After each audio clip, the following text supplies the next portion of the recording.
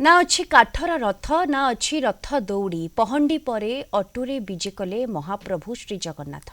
अटो को सजे जय जगन्नाथ डाक दे महाप्रभु को गां परिक्रमा कराइले श्रद्धालु। गंजाम जिला बेलगुंठा ब्लॉक माधवरेडा गां त्रिवेणी आश्रम देखा मिलता एपरी रथयात्रा।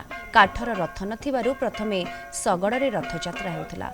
एबे शगड़र अभाव जोगु अटोरे रथयात्रा आयोजन करा जाउछि बोली कहिसंती आश्रमर मठाधीश एवं ग्रामवासी। दीर्घ 35 वर्ष धरी एपरी भावे पालित होई आसुछि घोषयात्रा।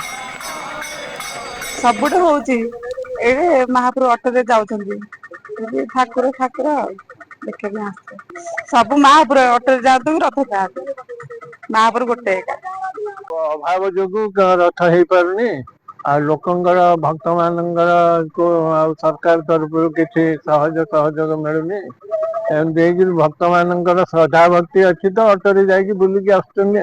बड़ा नदी की बंका मुहाण रे ठाकुर विराजित होइतिले।